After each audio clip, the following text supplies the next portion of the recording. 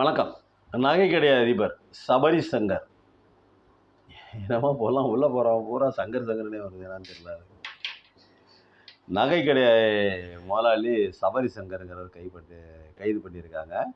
நகை சீட்டு நகை சீட்டு அப்படிங்கிற பேரில் 100 கோடிக்கும் அதிகமான பணத்தை சேலம் அது சுற்று வர பகுதிகள், சேலம், தருமபுரி, இந்த மாதிரி இடங்கள்லாம் 100 கோடி மேலே யோசிச்சு பாருங்க. 1 கோடி ரூபா இருந்தால் ஒருத்தன் வாழ்க்கையை சிம்பிளாக செட்டில் பண்ணிட்டு போயிடுவான். 100 கோடி ரூபாய்க்கு மேலே ஊழல் பண்ணிட்டு உள்ளே போயிருக்காரு அண்ணன் சபரி சங்கர் அவர்கள். ரொம்ப மகிழ்ச்சியாக இருக்குது, சந்தோஷமாக இருக்குது. நான் வெங்காய வியாபாரம் பண்ணுறேங்க. என்னுடைய நண்பர் ஒருத்தர் முஸ்லீம் சமூகத்தை சேர்ந்தவர். அவரும் வெங்காய வியாபாரம் பண்ணுறாரு. ரொம்ப நெருங்கிய நண்பர். அவர் சொன்னாருன்னு ஒரு ஏல சீட்டு ஒன்று போட்டோம். ஏல சீட் இல்லை, இந்த இது பண்டு.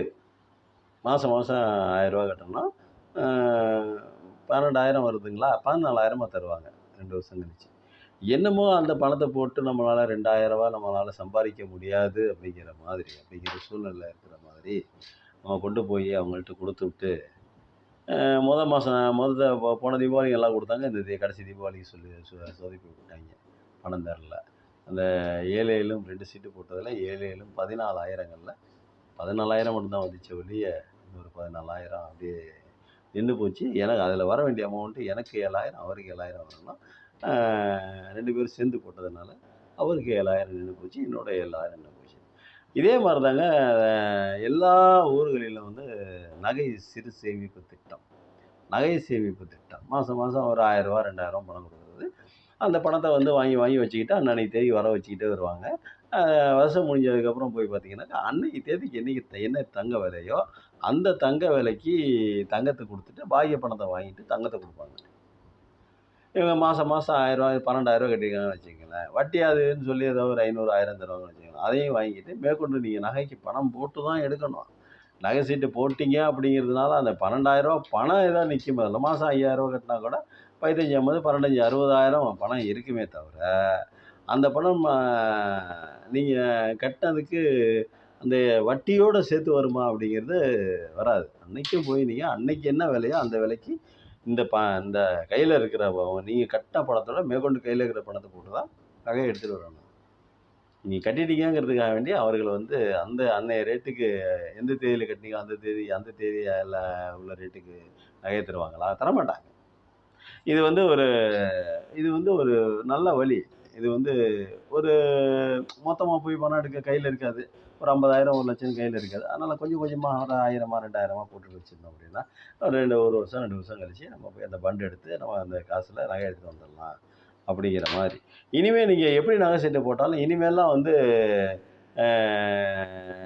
என்ன சொல்கிறது, இனிமேல்லாம் நகை எடுக்க முடியாது. ஏன்னா நகை இருந்தால் 60,000க்கு மேலே போயிடுச்சு. 1 லட்ச ரூபாய்க்கு மேலே போயிரும் வருஷத்துக்குள்ளே அப்படின்னு சொல்லிட்டு புள்ளி விவரங்கள்லாம் சொல்லுது. அந்த நகை சம்மந்தப்பட்ட வியாபாரிகள்லாம் இப்போ சங்க தலைவர்கள்லாம் சொல்லிகிட்டு இருக்காங்க டிவியில், காணொலிகள்லாம் அப்படி இப்படின்லாம். அதனால் நீங்கள் என்ன மாதிரி சீட்டு போட்டாலும் மாதம் 5,000 கட்டாலும் 10,000 கட்டாலும் இனிமேல் நகை சீட்டு போட்டு நகையை எடுக்க முடியாது. 1. 2வது, ஏமாற்றுபவர்கள் யாருன்ட்டே தெரியாது. நல்லா பண்ணிகிட்டு இருப்பாங்க. 30 வருஷம் நாங்கள் பண்டு போட்டோம்ல பார்த்தீங்களா, நம்ம திருச்சி பாலக்கரையில் பண்டு போட்டோம். அந்த பண்டு அவங்க ரொம்ப நாளாக நடத்துகிறாங்க. நமக்கு இப்போ தான் தெரிஞ்சிச்சு. அவங்க ரொம்ப நாளாக நடத்துகிறாங்க, நமக்கு இப்போ தான் தெரிஞ்சிச்சு.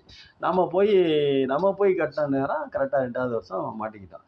இதே மாதிரி தாங்க நிறைய ஏமாந்து போயிடுறாங்க. மொத்தமாக வருது, அவங்க நம்ம என்னமோ நம்ம வீட்டில் அந்த பணத்தை வைக்கிறதுக்கு இடம் இல்லாத மாதிரி, என்னமோ நம்ம அந்த பணத்தை கொண்டு முதலில் போட்டு அன்னைக்கு என்ன விலையில் இருக்குதோ அன்றைக்கி 1 கிராம் காயினோ கீனோ ஏதோ ஒன்று வாங்கி வச்சுட்டா கூட நமக்கு தொல்லை இல்லாமல் போயிருங்க. ஆனால் சிறுக கொண்டு போய் அவங்கள்ட்ட கட்டிட்டு அதுக்கப்புறம் மொத்தமாக நம்ம இழக்கும்போது நமக்கு அந்த வலி ரொம்ப அதிகமாக இருக்குங்க. இந்த மாதிரி கிரிமினல்கள்லாம் நிறைய பேர் இருக்காங்க. ஆனால் எல்லாருமே நகை சீட்டு பிடிக்கிறவங்க எல்லாருமே இந்த மாதிரி கிரிமினல் வேலையை பார்க்குறாங்களான்னா இல்லை. அவர்கள்லாம் நல்லா தான் இருக்காங்க, நல்லா தான் பண்ணிக்கிட்டு இருக்காங்க, ரொம்ப நாளாக பண்ணிகிட்டு இருக்காங்க. ஆனாலும் லாபம் நகை கடைக்காரர்களுக்கு தான் அப்படிங்கிறத தாண்டி நமக்கு எந்த லாபம், கட்டுறவங்களுக்கு எந்த லாபமும் கிடைக்காது அப்படிங்கிறத மட்டும் ஞாபகத்தில் வச்சுக்கோங்க. மேற்கொண்டு நகை சீட்டு போகிறோம், அது போகிறோம், இது போகிறோன்னு போட்டு பணத்தை தவிக்காதீர்கள். நன்றி, வணக்கம்.